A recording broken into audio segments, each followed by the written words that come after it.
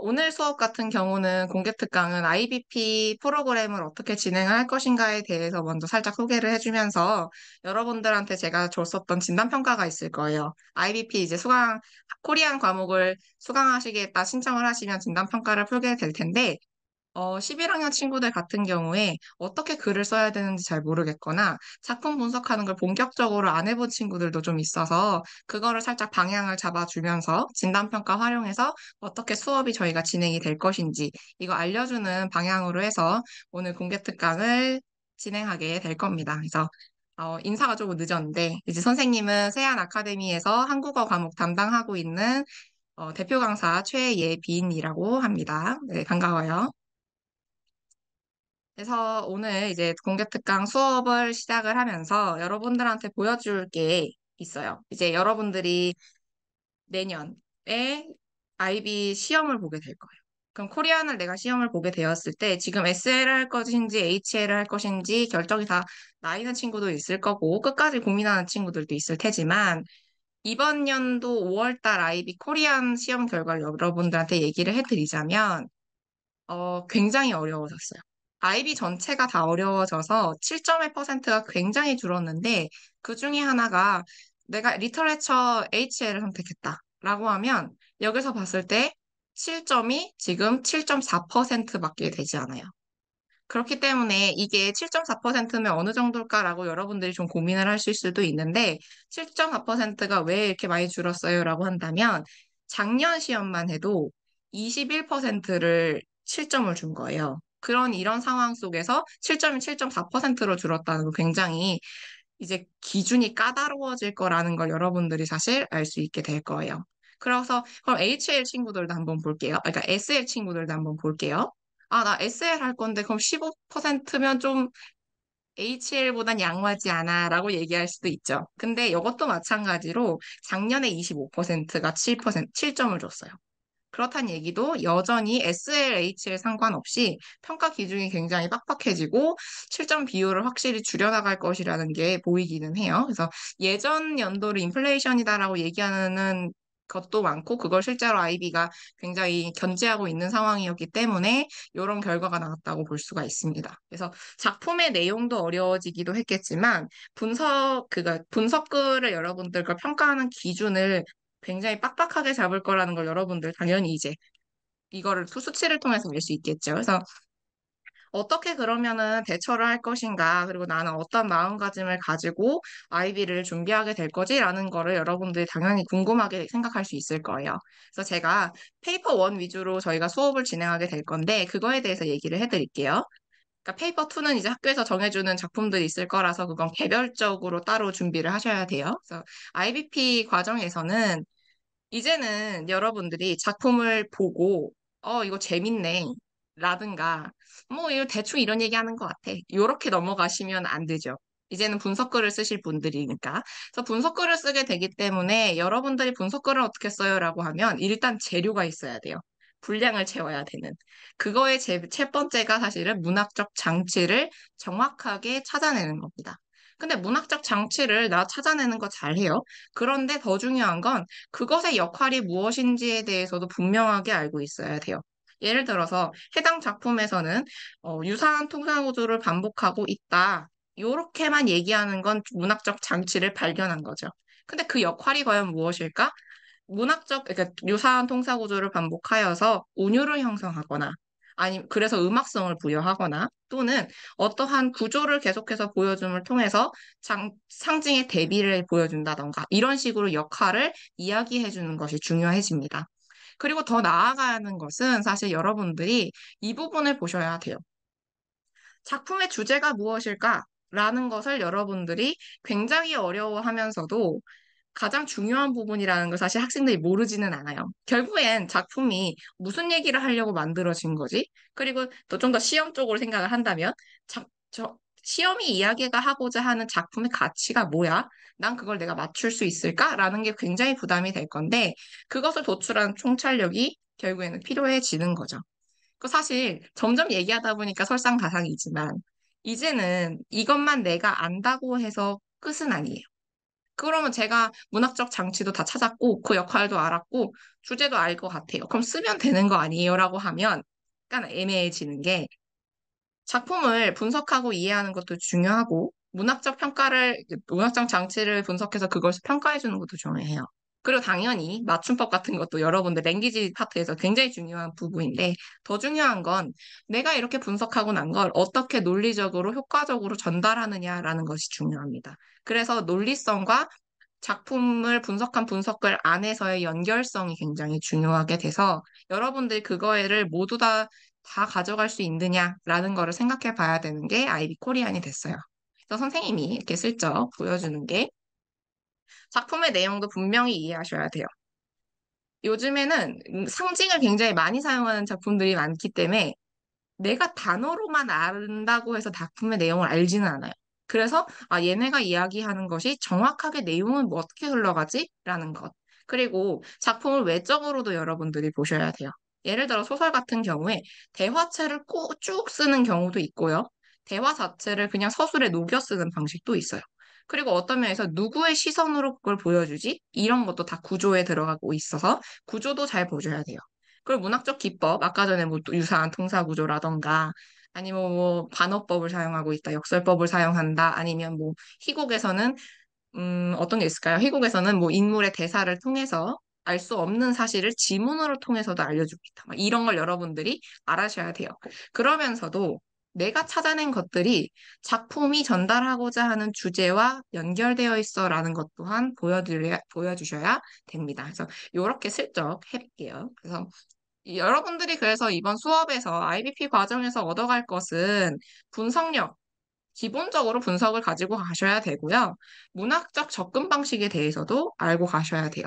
문학적 접근 방식 뭐예요? 라고 물으신다면 시, 소설, 수필, 희곡이라는 네 가지의 문학적 장르에 각각 포함되는 개념도 다를 거고요. 접근 방식도 달라요. 그래서 그런 걸 모두 통과해서 여러분들이 분석을 나아가셔야 됩니다. 그래서 약간 좀 어렵죠. 그래서 어려워서 듣자마자 때려칠까? 뭐 이런 생각을 할 수도 있지만 그래서 어떻게 조금 더 쉽게 작품을 분석할 수 있는지 선생님이 진단평가 기초로 해서 여러분들 살짝 보여줄게요. 이게 아까도 설명을 했지만 코리안 과목을 여러분들이 이제 수강했다라고 하면은 나갈 진단평가예요. 그래서 선생님이 직접 만든 출제인데 요거가 이제 문제가 안내 지문이 됩니다. 그래서 작품에서 사용하는 상징과 화자의 현실 인식에 대해서 논해봐라가 질문이었어요. 여러분들을 편하게 하기 위해서 제가 색깔을 해놨지만 여러분들이 봐야 되는 기준은 상징과 현실 인식이에요. 그렇게 딱 봤을 때, 이제부터 내가 작품을 보면서 얘가 얘기하는 단어들 하나하나 어떤 의미를 갖고 있을까라고 고민할 것을 알게 될 거고, 그리고 화자의 현실 인식이 도대체 뭐길래, 화자가 지금 처해져 있는 현실은 도대체 무엇이고, 그것에 대해서 이 사람이 어떻게 생각하길래 이 작품의 주제와 연결된다는 거지까지 가셔야 돼요. 자, 여기서 먼저 문제를 보는 방법에 대해서 살짝 얘기를 한다면, 안내 지문에서 나타나는, 이거, 보여주는 기준을 토대로 작품의 주제를 도출하는 방식에 대해서 여러분들이 꾸준히 고민을 하실 거예요. 그러다 보면은 좀 자연스럽게 됩니다. 그래서 안 믿겠지만 돼요. 열심히 노력하면 다 되는 거라. 그래서 일단 이렇게 하면서 작품을 그러면 선생님은 어떻게 읽을까요? 라고 하는 걸 보여드리겠습니다. 그래서 작품을 어떻게 여러분들이 학교에서 배워왔을지는 모르겠지만 선생님 같은 경우는 꼭 이걸 읽으면서 공감하고 떤 얘기를 하나 봐, 막 이런 스타일은 아니에요. 선생님은 이렇게 약간 분석하는 스타일이어가지고. 그래서 그렇게 됐을 때 어떻게 뭐가 더 쉬우냐면 기준을 세워가면서 읽다 보면 자연스럽게 어떤 것이 부정적이고 긍정적인지를 알 수가 있어요. 물론 그걸 숨겨놓는 작품들이 훨씬 많죠. 그래서 그거는 여러 번 연습하다 보면 여러분들 알게 될 거고 일단 이제 수업 진행하면서 쉽게 설명을 해줄게요. 학교에서 좀 분석을 해봤다. 아니면 학교에서 좀 선행학습 같이 어떤 대표적인 시인의 작품을 쭉 보면서 뭐 그런 거 있겠죠. 윤동주의 작품을 내가 한 8개 정도 쫙 봐가지고 분석을 해봤었다. 이런 친구들은 좀 스킬이 있을 거고. 진짜 처음인데요. 나는 글만 읽어봤는데 라고 하는 사람들은 어려울 거예요. 근데 그걸 천천히 오늘 한번 보여줄게요. 제일 먼저 봐야 되는 건 사실 제목이에요. 왜 제목을 왜 이런 식으로 해놨지? 라는 생각을 여러분들이 생각을 하셔야 돼요. 그럼 제목에 나오는 게 뭐예요? 대장간의 유혹이래요. 그러면, 제목에 나오는 대장간이 얘가 좀 중요한 소재겠는데? 라고 여러분들 생각을 하셔야 되고, 조금 더 이제 분석적인 측면으로 간다면, 중요한 소재이자 중요한 소재죠. 소재로서 분석의 기준으로 여러분들이 생각하신 다음에 들어가시는 거예요. 원래 중요한 소재는 다 그렇게 써요. 그래서 시는 제목을 먼저 보고 들어가는 것이 되게 좋다. 뭐 이런 거 약간 팁처럼 알려드리고. 그럼 작품을 쭉 볼게요. 일단은 제가 아까 그랬어요. 작품의 내용을 이해해야 돼요. 무슨 얘기를 할 것인지. 그래서 시가 사실 좀 어려운 부분이긴 한데 우리가 이렇게 짧은 시간 동안 빨리 얘기하기 위해서 살짝 읽어줄 건데요. 이게 다 기준에 있어서 읽어주는 거니까 일단. 작품 처음부터 나와요. 제 손으로 만들지 않고 한꺼번에 싸게 사서 마구 쓰다가 망가지면 내다 버리는 플라스틱 물건처럼 느껴질 때 나는 당장 버스에서 뛰어내리고 싶다. 딱 읽자마자, 여기서 나타나는 나가 이제 화자예요. 나가 이제 화자라고 우리가 얘기를 하는 거고, 나의 딱 상태를 보아하니 영 좋아 보이진 않아요. 그 얘의 현실이 굉장히 부정적이겠구나라는 것을 생각하고 들어가는 거죠. 그렇게 됐을 때 한번 볼게요. 내가 뭐처럼 느껴진다? 플라스틱 물건처럼 느껴진다. 물건처럼 느껴진다라고 해요. 그리고 얘네들이 왜 나는 이걸 이제부터 생각해야 돼요. 부정적일 거라고 느낌이 빡 와요. 왜냐? 뭔가 느낌이 그죠? 마구 쓰죠. 그리고 망가지면 버려요. 버리는 뭐 이런 표현을 통해서 딱 봤을 때 부정적이겠어 라는 느낌이 와요. 그리고 동시에 같이 등장하는 또 다른 용어가 버스예요. 왜 하필이면 버스에서 뛰어내리고 싶을까? 요런 걸로 잡고 들어가는 거예요. 그러면 딱 봤을 때, 내가 봐야 되는 상징은 플라스티카 버스일지도 몰라 라고 생각하면서 여기 대충 보는 거예요. 수업 시간에 훨씬 더 자세하게 봅니다. 근데 여기까지의 6개의 행을 한번 봤어요. 그 다음에 나아지는 게 뭐냐면 현대 아파트가 들어서며 홍은동 사거리에 사라진 털보대장간을 찾아가고 싶다라고 얘기를 해주죠. 그럼 여기서 제일 먼저 봐야 되는 건 사실 대장간이에요. 왜냐하면 제목에서도 나왔던 거죠. 그러면 나는 생각하는 거예요. 대장간이 부정적일까 긍정적일까? 라고 한다면 찾아가고 싶다 라는 단어로 유추를 해보는 거죠. 내가 지금 현실이 부정적으로 느껴져요. 내가 막 플라스틱 물건처럼 느껴져요. 일회성 물건처럼 느껴질 때 어딘가를 찾아가고 싶다라는 소망을 드러낸다면 얘는 긍정적인 얘기겠구나 라고 확실하게 보여질 거예요. 그러면 선생님이 색깔을 다르게 해서 미니 스포일러지만 부정적이죠. 대장간은 긍정적이에요. 그러면 반대로 갔을 때, 이 세 개의 연에서 부정적인 건 뭘까, 대장간과 반대되는 건 뭘까 한다면, 설부대장간을 사라지게 만든 대상이 있죠. 바로 현대아파트. 우리가 이제 현대아파트라고 딱 얘기를 하게 되면서, 선생님 브랜드 이름 얘기하세요. 이러면 그렇지 마요. 그렇게 얘기하는 거 아니니까. 그래서 아무튼, 그래서 아파트까지 왔어요. 그러면 여기서부터, 얘가 부정적인 건 알아요. 그렇게 되면 두 개가 대비되는 요소를 갖고 있겠구나, 라고 가지고 가는 거예요. 여기까지 우리가 유추를 지금 하고 있는 거죠. 작품을 보면서. 그래서 좋았어. 일단 부정적인 거, 긍정적인 거 파악을 했어요. 그러면 이 다음에 작품들을 쭉 볼 거예요, 더. 그러면서 이제 또 뭔 소리를 할까, 이제 보면 풀무질로 이글거리는 불 속에 시옷새처럼 나를 달구고 모루 위에 별이고 숫돌에 가라 시퍼런 무쇠낫으로 바꾸고 싶다. 뭔 소린지는 잘 몰라요. 선생님도 뭐 낫을 만들어 본 사람은 아니니까. 근데 이제 여기서 딱 봤을 때 느낌상 아, 내가 바뀌고 싶대요. 나를 바꾸고 싶다 그랬죠. 부정적인 현재의 나를 무언가로 바꾸고 싶다라는 소망이 드러났을 땐 당연히 어떻게 된다? 긍정적인 존재겠구나. 긍정적인 상징으로 나오겠구나. 소망을 담고 있는 소망의 형태를 보여주는 거겠구나라고 우리가 낫을 평가해 줄 수가 있죠. 그럼 여기서 끝이냐? 여러분 여기서 끝내면 사실 안 돼요.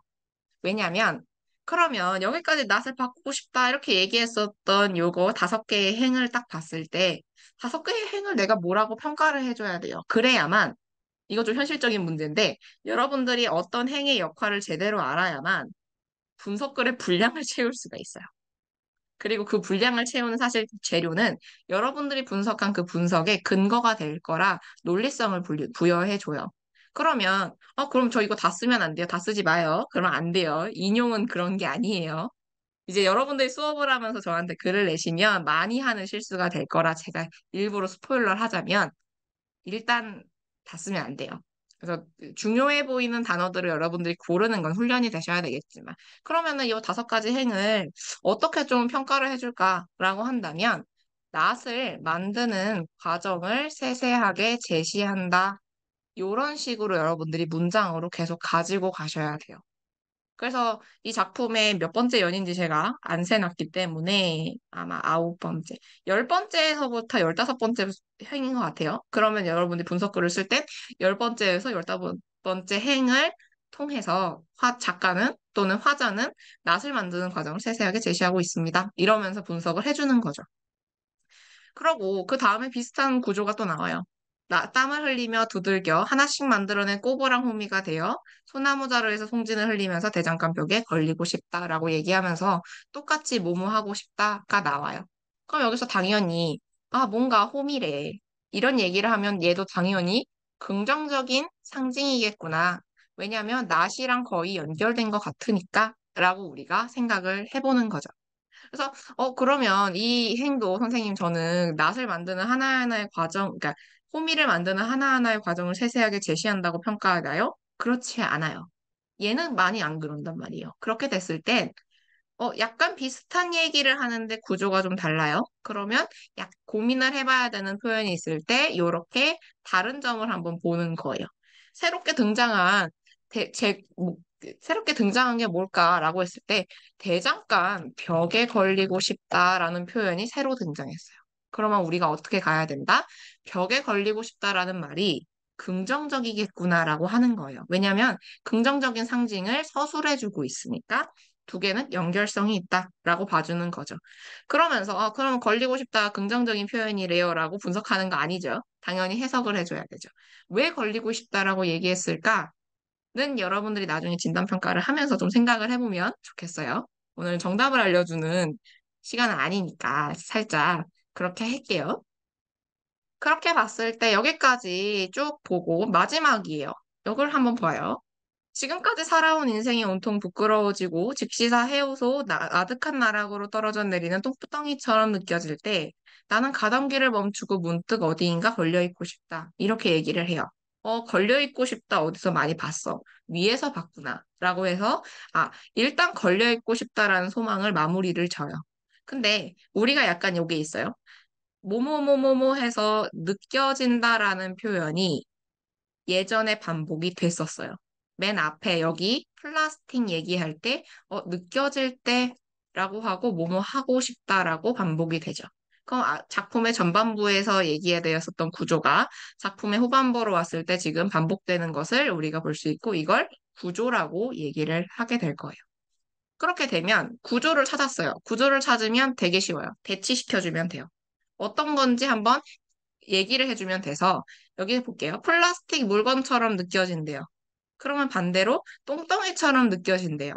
이미 굉장히 자극적인 단어를 사용해서 내 현실 인식이 되게 별로라는 걸 알려주고 있죠. 그러면 우리가 얘를 분석할 때 뭐라고 얘기를 해주냐면 나쁜 게 파란색이었죠. 똥덩이가 당연히 봤을 때 우리가 부정적인 거예요. 얘가 플라스틱 물건과 같다라는 것도 알게 돼요.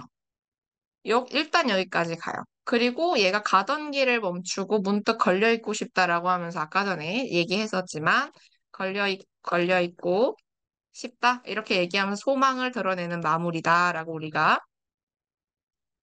평가를 해줄 거예요. 그러면 그럼 똥덩이랑 플라스틱 물건이랑 같네요. 여기까지만 하면 분석인데 해석은 좀 더 깊은 해석을 한다면 느껴지기에 플라스틱 물건보다 똥덩이가 좀 더 부정적이죠. 그러면은 이거는 어떻게 얘기를 해주냐라고 한다면 더욱 부정적인 대상을 통해서 자신의 현실이 자신이 지금 처한 현실에 대해 현실의 부정성을 강조한다. 이런 식으로 얘기를 해줄 수도 있어요.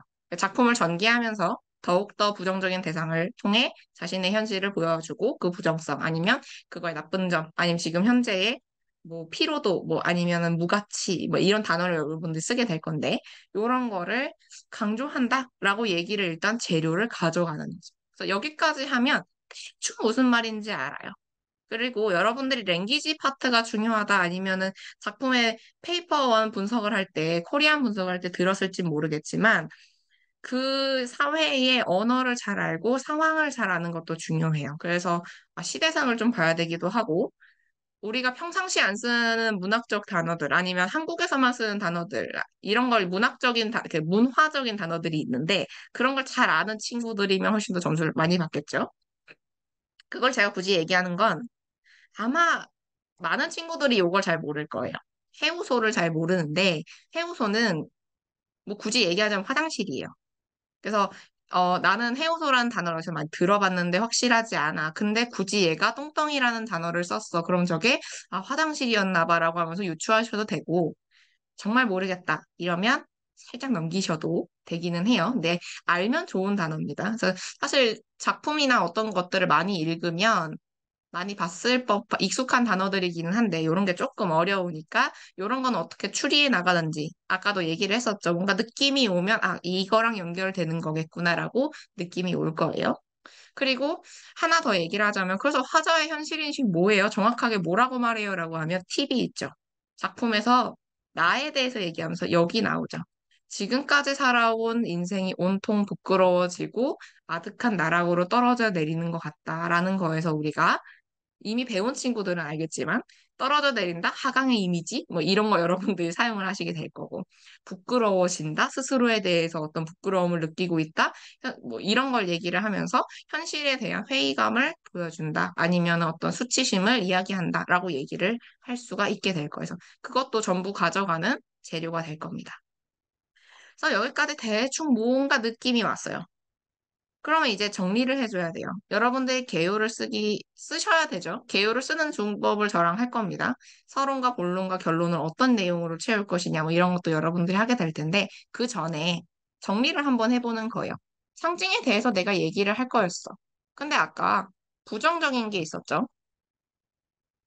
부정적인 게 있었죠. 부정적인 게 어떤 거 있었을까라고 다시 생각한다면, 플라스틱 물건이라던가, 뭔가 버스라든가, 현대 아파트라든가, 그리고 똥덩이 이런 게 있었어요.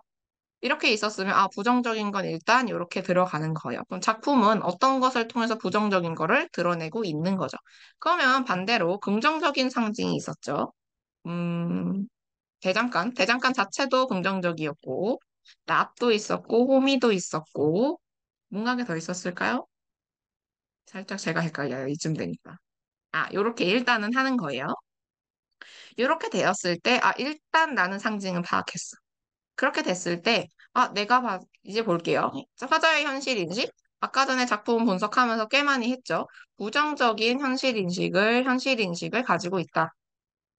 이렇게 얘기를 할 건데, 나는 부정적인 현실 인식 갖고 있는 걸로 끝냈어요. 라고 하지는 말고, 어떻게 얘기를 하냐 할 때, 어떤 상태, 현재의 상태를 벗어나고 싶어 하는 또는 바꾸고 싶어 하는 화자의 서술 또는 표현을 통해서 부정적인 현실 인식을 알 수 있다라는 거예요. 이러한 근거, 내가 왜 그렇게 생각했지? 나의 결론이 왜 이렇게 나왔지라는 이런 여러분들의 논리 분석의 과정 또한 전달해 주셔야 돼요. 그래서 부정적인 현실 인식을 가지고 있고 뭔가 벗어나고 싶어 하고 바꾸고 싶어 한다. 이런 것까지 우리가 딱 갔어요. 그러면 작품의 주제 그럼 도대체 뭐예요? 라고까지 한번 볼게요. 작품의 주제 뭐예요? 라고 했을 때 부정적 현실 인식을 보여주면서 아니죠. 그러니까 상징들을 사용해서 조선소 현실인식을 보여주는 작품이다. 이렇게 얘기를 하면 이상해져요. 이건 주제가 아니에요, 사실. 그러면 빠르게 가봅시다. 우리가 여기까지 한번 봤을 때 플라스틱, 버스, 현대 아파트, 똥덩이는 남겨놓을게요. 얘네들은 어느 시대에서나 발견할 수 있는 걸까? 얘네들의 공통점은 뭘까도 생각하셔야 돼요. 그리고 대장간, 낫, 호미, 이건 또 어떤 의미가 있을까? 어떤 공통점이 있길래 긍정적인 상징으로 묶여 있지? 라고 했다면 이렇게 보는 거죠. 현대 사회를 보여주는 부정적 상징들을 통해서 부정적 의미를 가진 화자의 현실 인식을 보여주는 작품이자 그러면 이제 긍정적인 것도 얘기를 해줘야 되잖아요. 긍정적인 건 뭐냐면 과거의 물건일 거예요.